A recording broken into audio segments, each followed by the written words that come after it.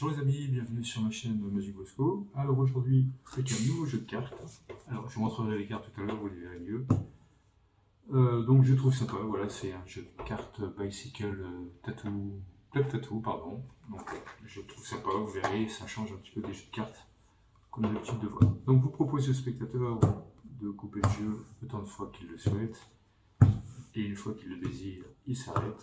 Donc vous imaginez, il s'arrête ici. Et vous lui proposez qu'il fasse 4 paquets égaux. Donc on va en fait séparer les 52 cartes en 4 paquets, de façon à bien mélanger les choses. Donc le spectateur s'exécute, il fait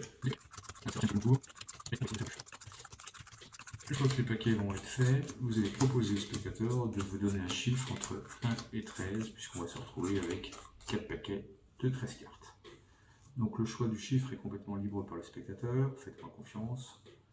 Le spectateur peut vous nommer vraiment n'importe quel chiffre. Donc on va imaginer qu'il nous dise 3, 1, 2, 3, et on remélange tout ça.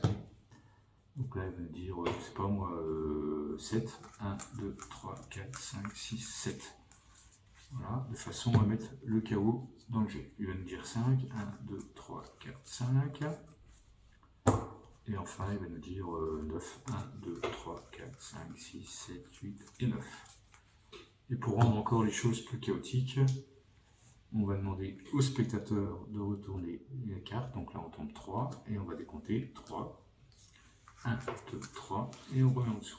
Ça, on est sûr que les cartes sont vraiment bien mélangées. Donc ici, on a 9. 1, 2, 3, 4, 5, 6, 7, 8, 9.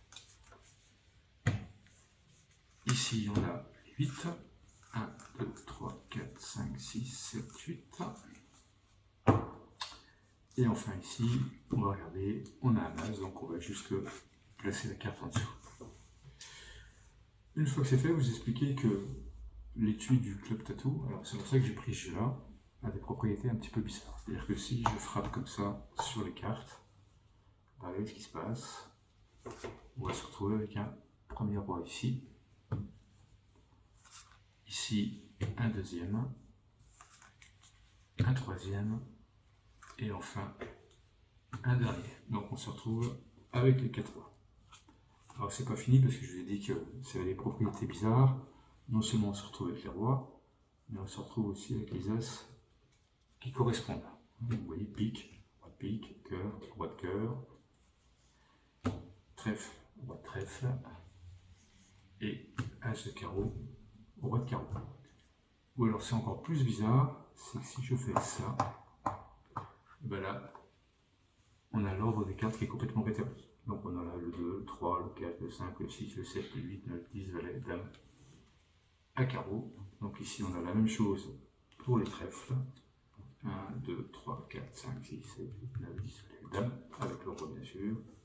Vous l'avez compris, pour les cœurs, c'est la même chose. Et enfin pour la pique, c'est également la même chose. Et bien sûr, on peut tout laisser à l'examen. Voilà les amis, bah écoutez, si ça vous a plu, des gros pouces, des commentaires. Si ce n'est pas fait, je vous invite à vous abonner. Et je vous dis à bientôt pour de nouvelles aventures magiques. Ciao, ciao!